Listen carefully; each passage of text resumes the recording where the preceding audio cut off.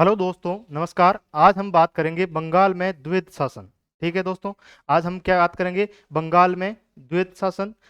बंगाल में पहली बार द्वैध शासन लगा था, उसके बारे में बात करेंगे। बंगाल में द्वैध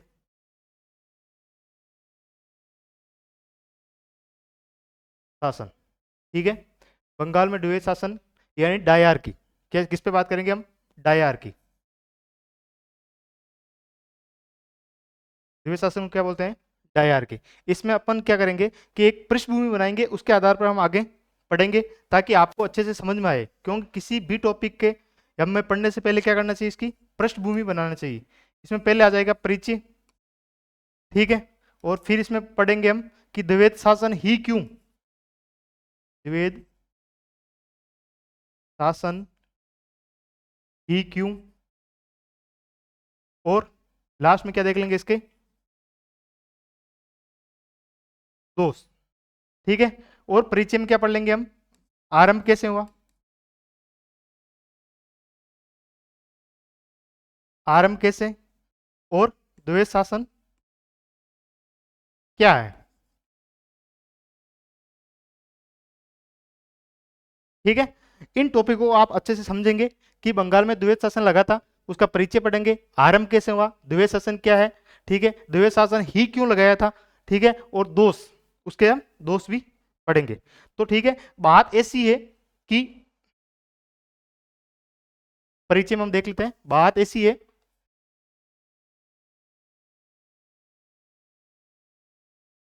जब इलाहाबाद की संधि हुई, यानी पहले क्या हुआ था? बक्सर की लड़ाई हुई, सबको पता है 1764 में बक्सर की लड़ाई हुई, और 1765 में इलाहाबाद की संधि हुई। ठीक है, तो उसमें इलाहाबाद की संधि में कंपनी के पास बंगाल की दीवानी शक्तियां भी आ गई थी, यानी निजामत शक्तियां कंपनी के पास पहले से आ चुकी थी। यानी और 20 फरवरी को निजामत शक्तियां आ चुकी थी, और 12 अगस्त को दीवानी शक्तियां भी कंपनी के पास आ गई थी। ठीक है, तो अब क्या हो गया था कि जब जैसे ही दीवानी और निजामत शक्तियां आई, तो कंपनी का एक दायित्व, एक जिम्मेदारी बन गई थी कि अब बंगाल में शासन प्रशासन कैसे चलाए, बंगाल में जो प्रशासन है, जो आर्थिक व्यवस्था है, उसका संचालन कैसे करे। ठीक है, तो उससे पहले एक बार अपन पृष्ठभूमि समझ लेते हैं कि जो 1765 में लगा था द्वैध शासन, तो 1765 से पहले क्या चीज थी? 1765 से पहले क्या चीज थी? 1765 से पहले ये चीज थी कि एक होता था मुगल बादशाह, मुगल बादशाह, और दूसरा होता था निजाम। मुगल बादशाह के पास होती थी दीवानी शक्तियां, और निजाम के पास होती थी निजामत शक्तियां। ठीक है, अभी आप हम आराम से इसको समझेंगे कि निजामत शक्तियां क्या होती है, दीवानी शक्तियां क्या होती है। ठीक है, तो अभी आपको पेशेंस बनाए रखना है ताकि आपको ये टॉपिक है, इसमें फैक्चुअल ज्यादा कुछ क्वेश्चन नहीं है। ठीक है, फैक्ट बहुत कम है, यानी 3 ही फैक्ट है। यानी प्री के एग्जाम में यदि ये क्वेश्चन आता है तो इसमें मोटे मोटे यही पूछते हैं कि कब से कब तक था, यानी 65 से 72 तक था। किसने शुरू किया था? क्लाइव ने शुरू किया था। खत्म किसने किया था? वारेन हेस्टिंग्स ने खत्म किया था। और द्वैध शासन पहली बार प्रयोग किसने किया था? लियोनल कार्टिस ने 1920 में अपनी पुस्तक डायरकी में इसका प्रयोग किया था। लेकिन इसका यदि डिस्क्रिप्टिव क्वेश्चन बने, यानी मेंस के अकॉर्डिंग यदि क्वेश्चन बने, तो इसका बहुत तगड़ा क्वेश्चन बनता है। ठीक है, और ये चीज अपन को आनी चाहिए, क्योंकि यदि इंटरव्यू में भी पूछ लिया जाए कि कारण क्या थे, कि ऐसा क्यों क्या था कि आपको द्वैध शासन ही लगाना पड़ा, ठीक है, तो उसमें भी आपको आपको आंसर देना पड़ेगा। तो इसलिए कोई भी चीज हो, आपको एक दी फर्स्ट ग्रेड और आप आरएस की तैयारी कर रहे हो, तो आपको एक अच्छे से उसका नॉलेज होना चाहिए, यानी डीप नॉलेज होना चाहिए। ठीक है, तो इसका मतलब है कि मुगल बादशाह के पास होती थी दीवानी शक्तियां, निजाम के पास होती थी निजामत शक्तियां, और ये दोनों पावर एक ही व्यक्ति के पास आ गई थी, वो था मुर्शिद कुली खां। ठीक है, बंगाल का जो नवाब था मुर्शिद कुली खां, उसके पास दीवानी शक्तियां आ गई थी और निजामत शक्तियां भी आ गई थी। और यदि मुर्शिद कुली खां से पहले चले तो निजाम की जगह होता था सरदार, जिसके पास निजामत शक्तियां होती थी, और मुगल बादशाह की जगह होता था दीवान, जिसके पास दीवानी शक्तियां होती थी। ठीक है, ये मुर्शिद कुली खां से पहले का बोल रहा हूं मैं। तो मुर्शिद कुली खां के पास दोनों शक्तियां आ गई थी, और मुर्शिद कुली खां के पास जैसे ही फिर बाद में क्या हुआ था कि बक्सर की लड़ाई हुई 1764 में, तो उसके बाद क्या हुआ था कि दीवानी शक्तियां हैं वो 12 अगस्त को आ गई थी कंपनी को।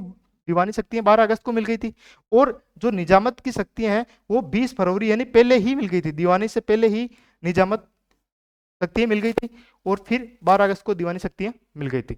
इसलिए अब क्या हो गया कि कंपनी का एक दायित्व बन गया कि हम बंगाल में प्रशासन कैसे चलाए, इसकी आर्थिक व्यवस्था, प्रशासन को सुचारू रूप से, एक नया प्रांत हाथ लगा था कंपनी के, तो उसको चलाना भी ठीक था, तो इसलिए कलायु को बात बुलाया गया। ठीक है, और कलायु, अब मैं जब जब कलायु बोलूँ तो आपको कंपनी ही समझना है, और कंपनी बोलूँ तो कलायु ही समझना है, क्योंकि इसमें सारा कुछ जो मैटर है, गेम है, सारा वो किसका है, कलायु का है। ठीक है, जब कलायु आया तो कलायु के पास दो चीजें थी। जब कलायु आया तो कलायु के पास क्या थी, दो चीजें थी, कि एक तो क्या कर सकता था कि नवाबी हवाबी सबको खत्म करके डायरेक्ट शासन कर सकता था, यानी एक पूर्ण शासन कर सकता था। और दूसरी क्या चीज थी, दूसरी ये चीज थी कि एक द्वैत शासन, यानी दोहरा शासन। दोहरा शासन मतलब उत्तरदायित्व तो किसी और का, ठीक है, और शक्तियां किसी और के पास। यानी दोहरे शासन में क्या होता है कि हमारे लोक प्रशासन में दो शब्द होते हैं, एक तो होता है उत्तरदायित्व और एक होता है शक्ति। यानी उत्तरदायित्व,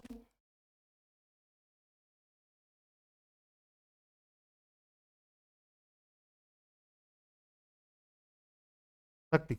लोक प्रशासन क्या कहता है कि जिस व्यक्ति के पास उत्तरदायित्व अधिक होगा उसके पास शक्ति भी उसके अनुसार होनी चाहिए। यानी जिसके पास उत्तरदायित्व अधिक होगा शक्ति भी उसके पास उतनी ही होनी चाहिए। यदि किसी व्यक्ति के पास उत्तरदायित्व अधिक है, यानी जिम्मेदारी अधिक है, और उसके उसके अकॉर्डिंग यदि शक्ति नहीं है उसके पास, तो वो अपनी जिम्मेदारी पूरी नहीं कर सकेगा। क्यों? क्योंकि जिम्मेदारी, उत्तरदायित्व को पूरा करने के लिए अपन को पावर की जरूरत होती है, क्योंकि उसके जो नीचे के अधीनस्थ लोग हैं उनको समझाने बुझाने के लिए अपन को पावर की जरूरत ही होती है। यानी जिसके पास जिम्मेदारी अधिक है उसके पास पावर भी अधिक होगी। ठीक है, जैसे आप एग्जांपल से समझते हैं कि हमारे जिले में एक होता है जिला कलेक्टर, ठीक है, और हम सब बोलते हैं कि जिला कलेक्टर के पास बहुत पावर होती है। ठीक है, तो वो पावर होती है, अपन को सबको पता है। ठीक है, लेकिन वैसे ही जिस प्रकार उसके पास पावर होती है उसी ही प्रकार उसके पास जिम्मेदारियां भी होती है, यानी एक पूरे जिले को संचालन करने की जिम्मेदारी भी होती है। जैसे ले लो प्रधानमंत्री, हमारे देश में सबसे पावरफुल इंसान कौन होता है, प्रधानमंत्री। तो प्रधानमंत्री के पास तो बहुत शक्ति है, ठीक है, लेकिन उसकी रिस्पॉन्सिबिलिटी भी बहुत अधिक है, यानी उत्तरदायित्व भी बहुत अधिक है। आज के दिन 1.5 अरब जनता का जिम्मेदारी प्रधानमंत्री के ऊपर है। भारत में कोई भी घटना हो उसकी सारी जिम्मेदारी प्रधानमंत्री को लेनी पड़ेगी। तो इसका मतलब है कि जिसके अकॉर्डिंग पावर होगी आपके पास, उसी के अकॉर्डिंग क्या होना चाहिए, आपके पास उत्तरदायित्व होना चाहिए। ठीक है, और यदि ऐसा समझ लिए कि जिसके पास पावर अधिक है और उत्तरदायित्व नहीं है, ठीक है, मैंने पहले क्या बोला था, जिसके पास उत्तरदायित्व अधिक है और पावर नहीं है तो उसका मतलब वो उत्तरदायित्व कंप्लीट नहीं कर सकेगा, यानी जिम्मेदारी पूर्ण तरीके से निभा नहीं सकेगा। और दूसरा क्या होगा कि जिसके पास पावर अधिक है और उसके पास उत्तरदायित्व जिम्मेदारी नहीं है तो वो तानाशाह बन जाएगा। ठीक है, अपन समझते हैं कि जिसके पास यदि पावर अधिक दे दी जाए और उसके पास कोई जिम्मेदारी नहीं है, वो ना जिम्मेदार है, किसी चीज की उसके पास जिम्मेदारी नहीं आएगी, तो वो तानाशाह बन जाएगा। तो कलायु यही चाहता था, कलायु यही चाहता था कि उत्तरदायित्व किसी और के पास, यानी किसी निजाम या किसी भारतीय के पास हो, और जो पावर है, जो शक्ति है, वो अपने पास हो। प्रशासन में, लोक प्रशासन में ऐसे जो दोहरा रूप होता है उसको हम क्या बोलते हैं, द्वैत शासन। यानी इस दोहरे रूप को बोलते हैं द्वैत शासन। और द्वैत शासन की संकल्पना सबसे पहले किसने दी, लियोनल कार्टेस ने दी थी, और 1920 में अपनी पुस्तक निकाली उसने, डायर की, उसमें उन्होंने द्वैत शासन यानी द्वैत शासन नाम दिया था। यानी जो द्वैत शासन है वो नाम 1920 में आया था, जबकि उसका कंसेप्ट पहले से ही चल रहा था, उसकी अवधारणा पहले से ही थी। ठीक है, ये मत समझना कि नाम जब 1920 में आया तो उसका पहले हम कैसे बोल सकते हैं कि 1765 में द्वैत शासन लगा था। नाम बाद में आया भले ही, लेकिन उसकी जो कंसेप्ट है, अवधारणा है, पहले से चली आ रही थी। जैसे आप समझिए बायोडाइवर्सिटी, बायोडाइवर्सिटी वर्ड तो 1985 1980 के बाद चलन में आया था। तो इसका मतलब ये तो नहीं कह सकते हम कि भारत में 1980 के पहले बायोडाइवर्सिटी थी नहीं। ठीक है, यानी अवधारणा पहले से थी, नाम प्रॉपर बाद में आया। ठीक है, ये चीज आपको अच्छे से समझ में आ गई होगी। अब दूसरा कॉन्सेप्ट देखो कि यदि वो पूर्ण शासन स्थापित करता बंगाल में तो उसके पास बहुत सारी चुनौतियां थी। ठीक है, कलायु के एक तो दोहरा शासन इसलिए स्थापना करना चाहता था कि यदि वो पूर्ण शासन स्थापित करता बंगाल में तो उसके पास मानव संसाधन की कमी थी, यानी इतने कर्मचारी नहीं थे, और यदि जो भी कर्मचारी थे उनको भाषा नहीं आती थी, लोक व्यवहार का ज्ञान नहीं था, रीति रिवाजों का ज्ञान नहीं था, ठीक है, तो इसका मतलब जिसको लोक व्यवहार, रीति रिवाजों का, भाषा का ध्यान नहीं हो, ठीक है, वो कैसे टैक्स वसूल कर सकता है बंगाल में, ठीक है। पहली चीज तो ये। दूसरी, उसको ये भी डर था कि अन्य यूरोपीय देश गठबंधन ना कर ले और गठबंधन करके वो इंग्लैंड को शिकायत ना कर दे, और ब्रिटिश संसद का यदि हस्तक्षेप हो गया इसमें तो क्या होगा कि लाइसेंस भी रद्द हो सकता है, क्योंकि ब्रिटिश जो कंपनी थी, ईआईसी थी, उसके पास ओनली वाणिज्य यानी व्यापार का ही लाइसेंस था, ठीक है, और वो भी क्राउन के द्वारा दिया गया था। तो एक समस्या ये भी थी कि यदि ब्रिटिश संसद हस्तक्षेप करेगी तो भी लाइसेंस भी जा सकता है। और आपको पता है जैसा भी ब्रिटिश संसद ने 1973 रेगुलेटरी एक्ट के तहत किया भी था कि जैसे द्वैध शासन खत्म हुआ, पूर्ण शासन लगाया, प्रत्येक शासन लगाया वारेन हेस्टिंग्स ने, और फिर कंपनी ने क्या कर दिया कि अपने प्रतिनिधि भेज दिए, ठीक है, 4 प्रतिनिधि, आपको पता होगा, फ्रांसीसी, बोरवेल, मानसून, क्लेवरिंग, ठीक है, इन्होंने इनको भेज दिया गया। तो इसका मतलब एक डर ये भी था, और तीसरा डर ये भी था कि बंगाल की जनता भी क्या कर सकती, उपद्रव कर सकती है, क्योंकि हम भारतीय जनता बहुत इमोशनल होते हैं, हम ऐसे बोलते हैं कि हमारे नवाब को कैसे हटा दिया आपने, ठीक है, तो भारतीय जनता भी क्या कर सकती थी, इसमें विद्रोह कर सकती, उपद्रव कर सकती थी।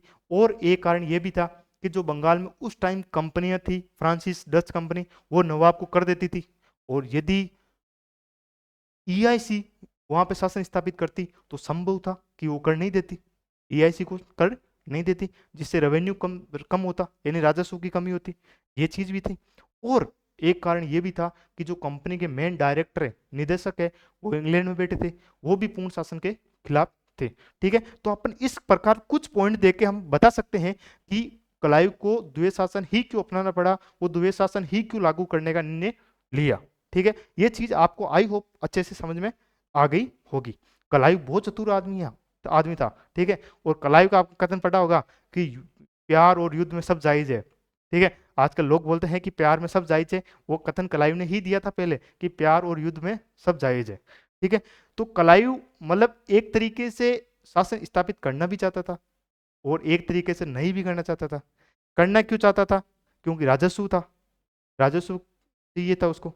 और नहीं करना क्यों चाहिए था, वो मैंने 5 पॉइंट बता दिया आपको क्यों नहीं करना चाहिए था, ठीक है। तो इस आधार पर हम अब पढ़ते हैं कि परिचय, ठीक है। अब जैसे जैसे लिखेंगे आपको अच्छे से समझ में आ जाएगा, कोई टेंशन लेने की चीज ही नहीं है।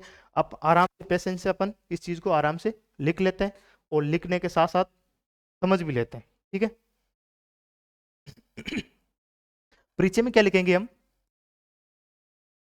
फरवरी 1765 में निजामत व अगस्त 1765 में, अगस्त 1765 में दीवानी शक्तियां, दीवानी शक्तियां कंपनी कंपनी को मिलने के बाद, मिलने के बाद अब बंगाल की वास्तविक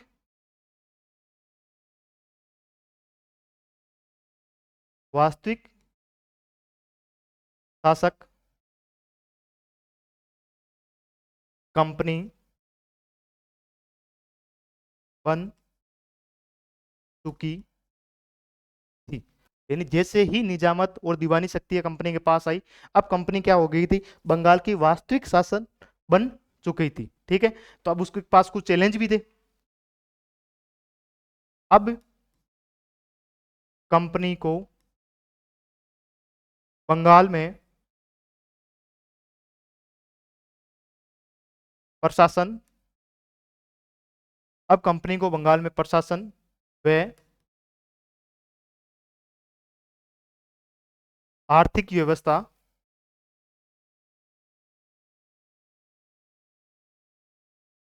का संचालन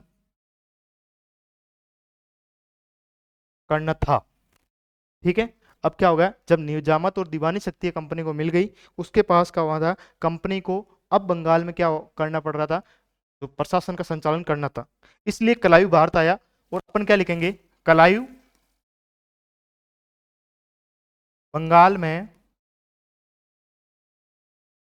पूर्ण कंपनी शासन स्थापना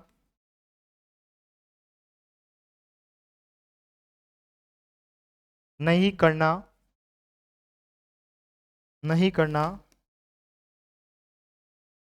चाहता था। ठीक है। एक देखो यहाँ पे आया पूर्ण कंपनी शासन। पूर्ण कंपनी शासन का मतलब क्या है कि एक तो क्या करेगा वो, नवाबी खत्म करना, नवाब को हटाना, नवाबी खत्म करना, और एक उत्तरदायित्व और शक्ति अपने पास रखना।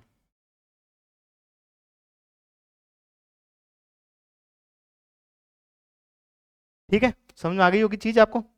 ठीक है। तो पूर्ण कंपनी शासन स्थापना नहीं करना चाहता था क्योंकि, अब इसमें हम क्या लिखेंगे, जो भी मैंने आपको 5 कारण बताए थे वो अपन इसमें लिखेंगे। क्योंकि पहला कारण मैंने क्या बोला था कि कंपनी के पास क्या होती, कंपनी के पास ह्यूमन रिसोर्सेज यानी मानव संसाधन, मानव संसाधन की कमी थी। और क्या था, जो कर्मचारी थे उनको लोक व्यवहार, रीति रिवाज, भाषा का ज्ञान नहीं था। और जो कर्मचारी थे उनको भाषा, लोक व्यवहार, भाषा, लोक व्यवहार, रीति रिवाजों,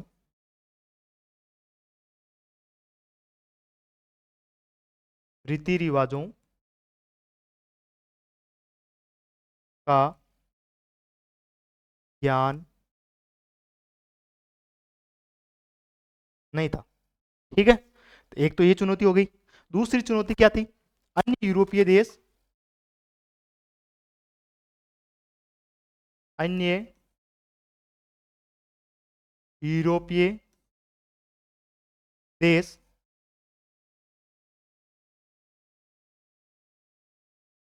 गठबंधन बना सकते थे। यदि गठबंधन बनाते तो संभव था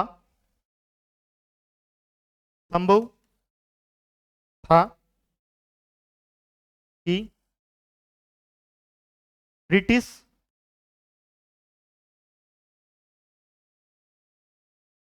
संसद का हस्तक्षेप होता। यदि अन्य यूरोपीय देश गठबंधन बनाते तो संभव था कि ब्रिटिश संसद क्या करती, हस्तक्षेप करती, और हस्तक्षेप करती तो हो सकता है लाइसेंस भी रद्द हो सकता है। ठीक है, दूसरा कारण ये हो गया। और तीसरा कारण क्या था, उस समय बंगाल में फ्रांसीस व डच कर्मचारी नवाब को कर कर देते थे। यदि कंपनी पूर्ण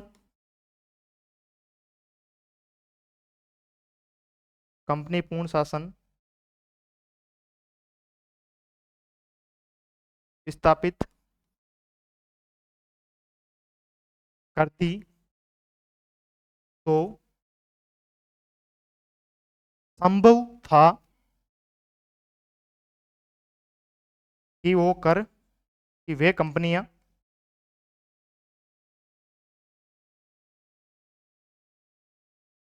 कर नहीं देती। ठीक है, तो संभव था कि वो कंपनी क्या होती, कर नहीं देती। कितने पॉइंट हो गए, 3 पॉइंट हो गए। अगले स्लाइड चेंज कर लेते हैं, चौथा पॉइंट लिखते हैं इसमें। चौथा पॉइंट क्या था कि बंगाल की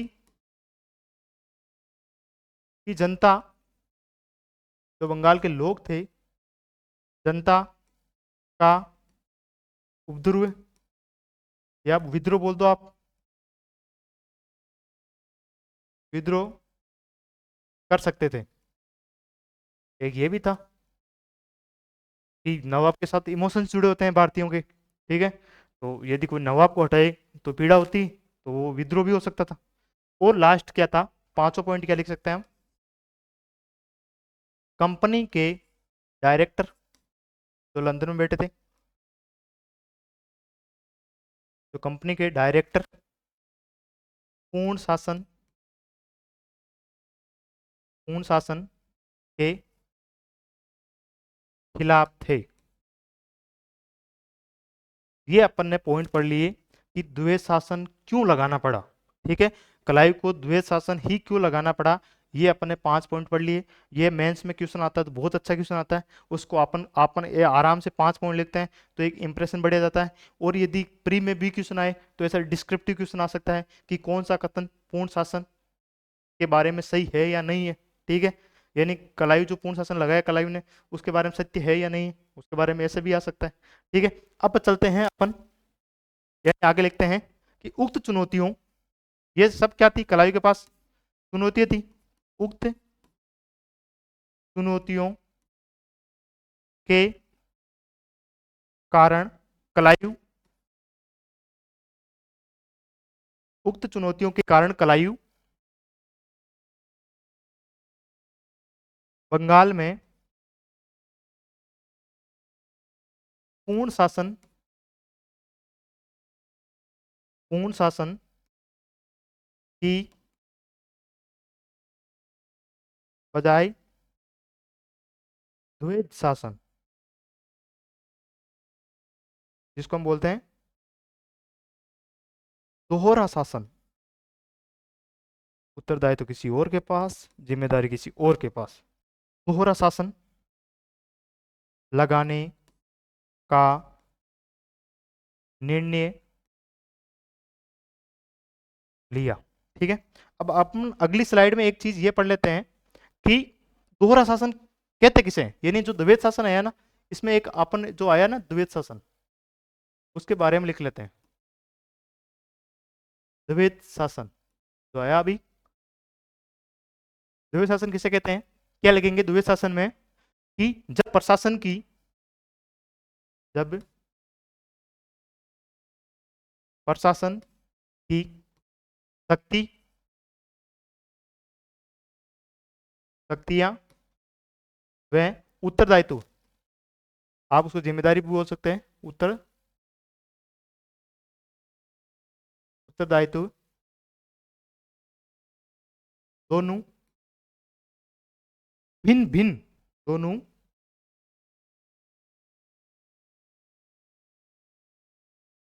भिन्न भिन्न व्यक्ति या संस्था के पास हो। इस प्रकार के दोहरे रूप को, इस प्रकार के दोहरे रूप को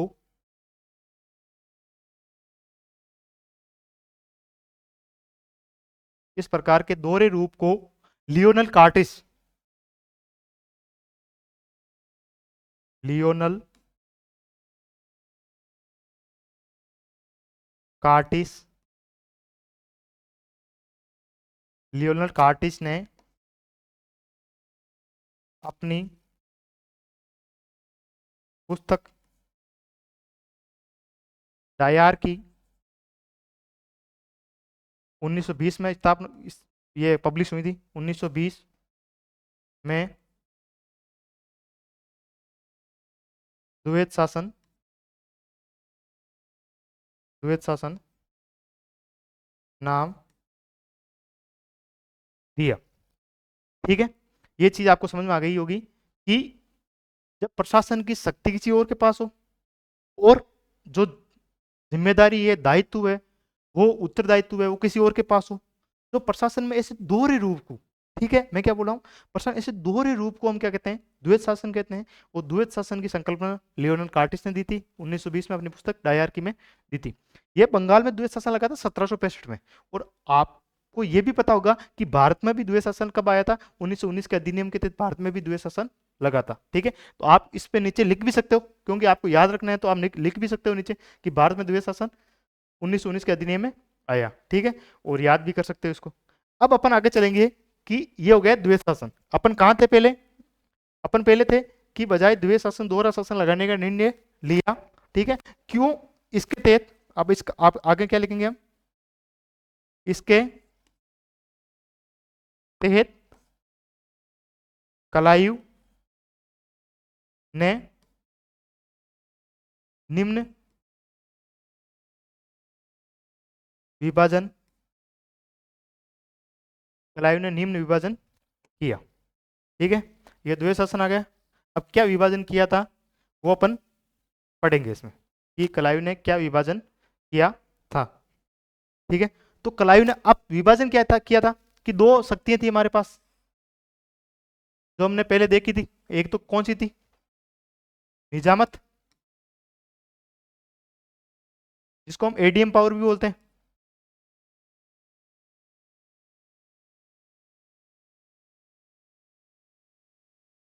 जिसको हम बोलते हैं पावर।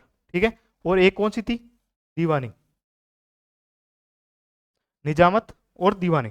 एक क्वेश्चन ये भी आ सकता है कि किस विषयों को निजामत विषय, निजामत में रखा जाता है और किन विषयों को दीवानी में रखा जाता है। ठीक है, तो ये चीज अपन को समझना है। यहाँ पे ये प्री में भी क्वेश्चन आ सकता है और मेंस में भी क्वेश्चन आ सकता है कि किस विषयों को दीवानी में रखा जाता है और किस विषयों को निजामत में रखा जाता है, किस विषय की जिम्मेदारी किसको दी गई थी और किस विषय का शक्तियां किसके पास थी। ठीक है, ये क्वेश्चन भी बन सकता है, तो इसको आप ध्यान से देखना इसमें कि निजामत में कौन कौन सी शक्तियां आती है। निजामत में आती है प्रशासन, आता है एक तो,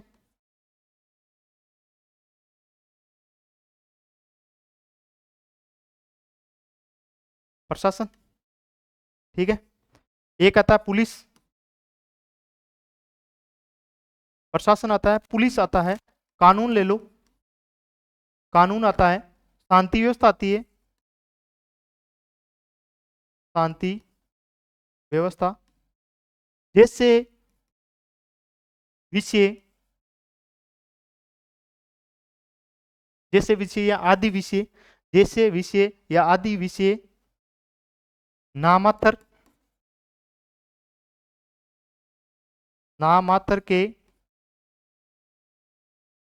नामात्र के नवाब के पास इनका उत्तरदायित्व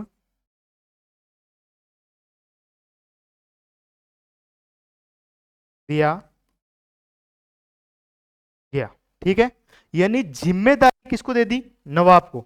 यानी अब बंगाल में कोई भी विद्रोह होता है, कोई भी घटना घटती है, उसकी जिम्मेदारी किसके पास थी, नवाब के पास।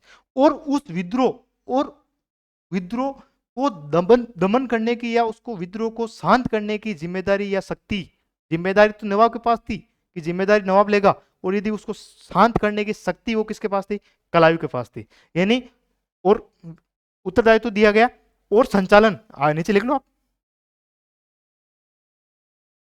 संचालन के लिए ब्रिटिश कर्मचारी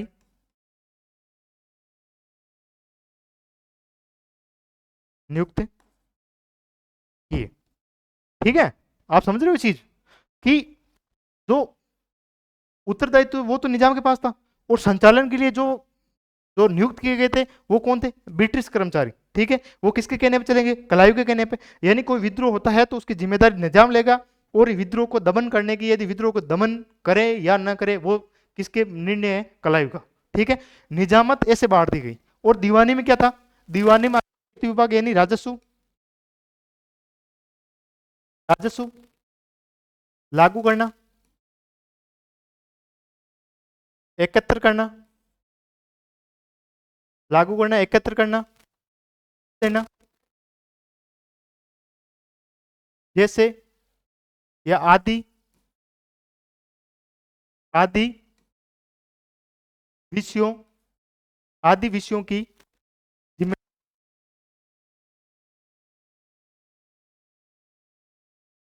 उपदीवान को दी गई, उपदीवान को दी गई, जो एक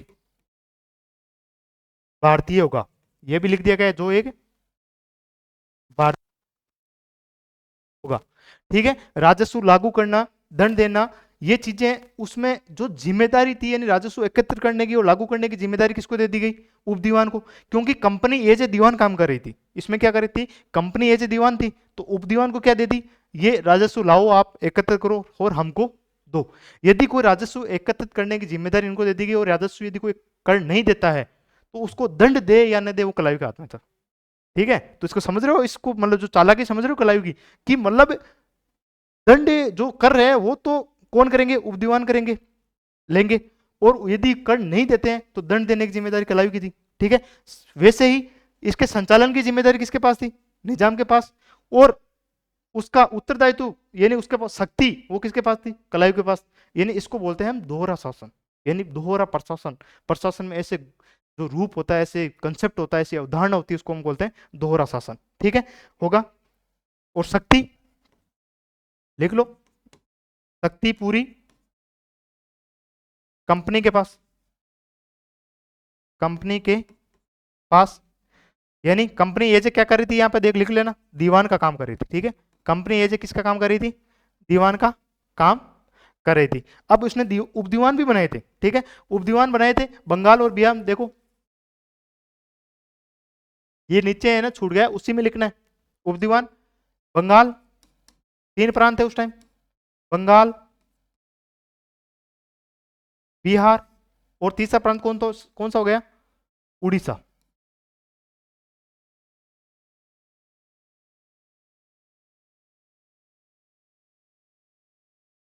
अब देखो बंगाल में उपदीवान बनाया गया था मोहम्मद रजा खान को। मोहम्मद, ये क्वेश्चन आ सकता है भाई साहब। ठीक है ना, ये चीज आपको याद रखनी है कि उपदीवान किस प्रांत में कौन कौन बनाए गए थे। ठीक है, ये चीज आपको याद रखनी पड़ेगी। ये प्री में भी क्वेश्चन आ सकता है, ऑब्जेक्टिव क्वेश्चन आते हैं उसमें क्वेश्चन बन सकता है। मोहम्मद रजा खान। एक चीज ये भी याद रखना कि जो निजाम था वो अल्पवयस्क था।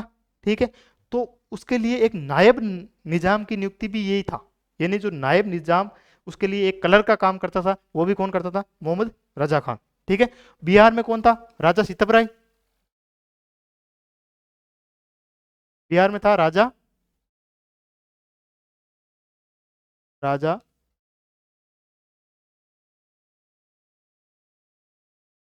सितबराय। ठीक है, और उड़ीसा में कौन था? दुर्लभ राय।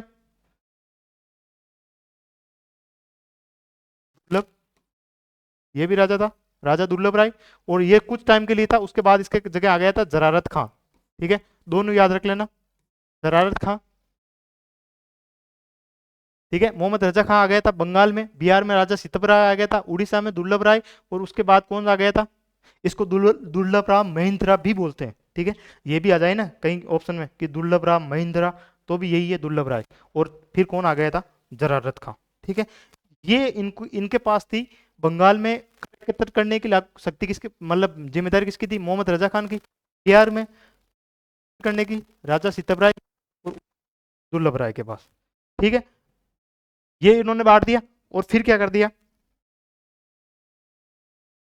इस प्रकार अपन क्या लिखेंगे? इस प्रकार 1765 में कलायु ने द्वैध शासन यानी दोहरे शासन को लागू किया।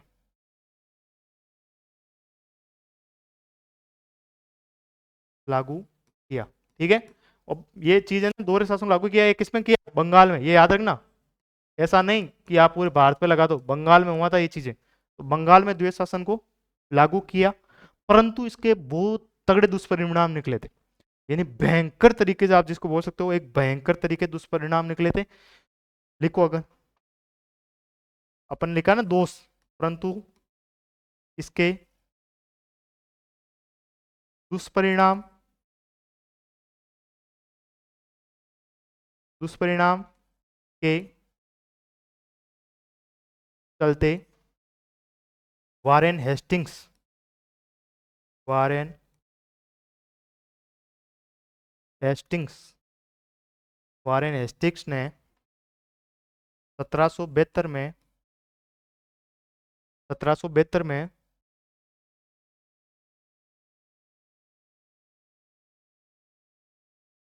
द्वैत शासन को खत्म कर प्रत्येक शासन लागू किया।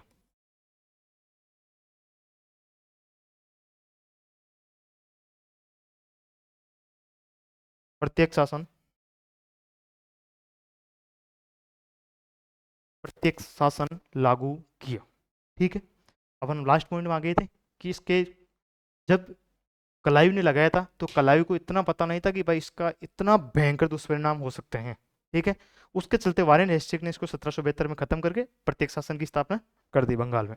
ठीक है, तो दुष्परिणाम क्यों हुए थे, देखो क्या क्या दुष्परिणाम हुए थे। दुष्परिणाम यदि हम गिनाए आपको, तो आप देखो पहला दुष्परिणाम यह हुआ था कि गैर जिम्मेदार जो कर्मचारी थे और उत्तरदायित्वहीन नवाब, जिस उत्तरदायित्वहीन नवाब और गैर जिम्मेदाराना कर्मचारियों की वजह से बंगाल में कानून व्यवस्था चौपट हो गई थी।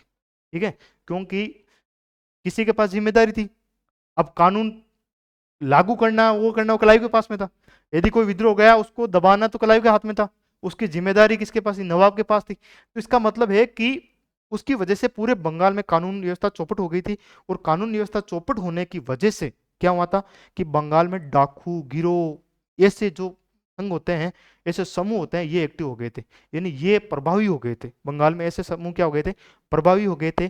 तभी तो के एम पणिकर ने लिखा था, के एम पणिकर ने लिखा था, ये क्वेश्चन भी आता है एग्जाम में, याद रखना। के एम पणिकर ने बोला था कि 1765 से 1772 का काल एक डाकू काल है। क्या बोला था कि 1765 से 1772 का काल क्या है, एक डाकू काल है। ठीक है, पहला परिणाम ये हो गया। दुष्परिणाम ये हो गया। दूसरा दुष्परिणाम ये निकला कि कम जो नवाब था उसके पास कोष की कमी थी, क्योंकि नवाब से नवाबी खरीदी गई थी 53 लाख में, यानी सालाना 53 लाख देंगे उसको। तो 53 लाख से उसको पुलिस का सबका खर्चा चलाना था, खुद का भी खर्चा चलाना, पुलिस का चलाना, प्रशासन चलाना। वो ठीक है, वो चला नहीं नवाब से। उसकी वजह से क्या हो गया था कि कर्मचारियों को वेतन नहीं मिला, और जब कर्मचारियों को वेतन नहीं मिला तो उसमें उनमें क्या हो गया, भ्रष्टाचार उत्पन्न हो गया था। और वो क्या करने लग गए थे, भ्रष्टाचार करने लग गए थे। ठीक है, तो एक भ्रष्टाचार फैल गया था। और तीसरा, जब दीवान, ये उप दीवान बनाए गए थे, उन्होंने भी, उनको उनके ऊपर भी प्रेशर आया, और उन्होंने बंगाल में कर एकत्र किया, मतलब भयंकर तरीके से कर एकत्रित किया था। यानी जो राजस्व है ना, वो मतलब एकत्रित करने में पीछे नहीं रहे, एक बढ़िया तरीके से राजस्व एकत्रित किया, जिसकी वजह से में किसानों ने क्या किया था कि अपने हथियार छोड़ दिए, कृषि छोड़ दी, पशु और हथियार बेचने शुरू कर दिए थे। ठीक है, आप, मैं बोल रहा हूँ, आप समझ रहे हो कि पशु हथियार बेचना शुरू कर दिए, क्योंकि जितना अनाज उत्पन्न ही नहीं होता उससे ज्यादा कर हो रहा है। ठीक है, तो कैसे चीज होगी, तो इसलिए उन्होंने क्या कर दिए, हथियार बेचना शुरू कर दिए और पशु बेचना शुरू कर दिए, जिसकी वजह से 1770 में बंगाल में भयंकर अकाल पड़ा था। ठीक है, तो उसकी वजह से अनाज की कमी हुई, और अनाज की कमी की वजह से बंगाल में मतलब एक विनाशकालीन अकाल पड़ा था। विनाशकाली अकाल पड़ा था कब, 1770 में। और एक चीज उसमें ध्यान रखना, उस टाइम जो गवर्नर जनरल था वो था कार्टियर। ठीक है, जो 1767 से लेके और 69 तक, मतलब 1767 में चला गया था कलायु। ठीक है, उसके बाद वेरलेस्ट आया था, और वेरलेस्ट के बाद में आया था कार्टियर, जो 1769 से 1772 तक था, और फिर उसके बाद वारेन हेस्टिंग आ गया था। तो इसका मतलब उस टाइम आपको यह भी क्वेश्चन आ सकता है कि जब बंगाल में अकाल पड़ा, 1770 का अकाल पड़ा, तो उस टाइम बंगाल का गवर्नर जनरल कौन था, जनरल तो बाद में था, गवर्नर कौन था, गवर्नर था कार्टियर। ठीक है, और मतलब आरपी दत्त लेखक है, वो बोलते हैं कि 3 करोड़ लोग मारे गए थे। कितने करोड़ लोग मारे गए थे, 3 करोड़ लोग मारे गए थे। और उसी 20 उस समय ऐसे भयंकर समय में भी अंग्रेज क्या कर रहे थे, कालाबाजारी कर रहे थे। और कालाबाजारी कर रहे थे तो और चीजों के दाम महंगे हो रहे थे, और चीजों के दाम महंगे हो रहे थे तो अकाल और भयंकर चल रहा था। तो इसका मतलब है कि 3 करोड़ लोग मारे गए थे। ये कथन भी आ सकता है कि आरपी दत्त का कथन है कि बंगाल के में उस टाइम कितने करोड़ लोग मारे गए थे, 3 करोड़। खुद अंग्रेज कर्मचारी जो मैकाले है उसने भी लिखा था कि जो स्त्रियां कभी घर से बाहर तक नहीं निकली थी वो स्त्रियां भी बाहर निकल के भिक्षा मांग रही थी। और भी मैकाले का एक कथन है कि हुगली नदी में लाशें तैर रही थी, किसी उठाने की हिम्मत नहीं थी, किसी परिवार वाले की लाशें बह रही थी और परिवार वालों की हिम्मत नहीं थी कि उन लाशों को उठाए। ठीक है, मैकाले के 2 कथन है, वो याद रखने आपको कि एक तो जो स्त्रियां कभी घर से बाहर नहीं निकली वो भी क्या कर रही थी, भीख मांग रही थी। और दूसरा, हुगली नदी में इतनी भयंकर लाशें बह रही थी कि किसी को उठाने की हिम्मत नहीं थी। ठीक है, और बोलते हैं कि जिंदा मनुष्य मृत मनुष्य को खा रहे थे। तो आप एक कल्पना कर सकते हो कि उस टाइम कितना भयंकर अकाल पड़ा था कि पत्ते वत्ते तो सब खत्म हो गए पहले ही, यानी जिंदा मनुष्य मृत मनुष्यों के खा रहे थे। इस तरह का भयंकर अकाल पड़ा था। और वो अकाल किस वजह से पड़ा था, द्वैत शासन की वजह से राजस्व लिया बहुत ज्यादा, और राजस्व लिया इसकी वजह से किसानों ने खेती छोड़ दी, औजार छोड़ दिए, पशु बेचना शुरू कर दिया। उसकी वजह से अनाज में कमी आई, अनाज में कमी आने से ये भयंकरकालीन अकाल पड़ा। ठीक है, और एक चीज ये भी हुआ कि जो अंग्रेज अधिकारी थे, आप चौथा पॉइंट ये भी ले सकते हो कि अंग्रेज अधिकारी जो भारतीय घरेलू व्यापार था उसको खत्म करना चाहते थे। ठीक है, और उन भारत खत्म करना चाहते थे, उसकी वजह से क्या हुआ था कि घरेलू छोटे उद्योग है वो नष्ट हुए, और उसकी जगह बड़े उद्योग भी नहीं लगे थे उसको, उसकी वजह से विऔद्योगिकरण हुआ था। क्या हुआ था, उसकी वजह से विऔद्योगिकरण हुआ था। ठीक है, तो विऔद्योगिकरण हो तो पहले गया 1757 के आसपास भी, लेकिन विऔद्योगिकरण को मतलब एक धन निष्कासन में गति मिली थी। धन निष्कासन क्या हो गई थी, गति मिली थी। क्योंकि विऔद्योगिकरण किसे कहते हैं, मैं एक परिभाषा लिखा देता हूं क्योंकि ये चीज आती है आपके बार बार, विऔद्योगिकरण इसमें एक अलग से जोड़ लेते हैं।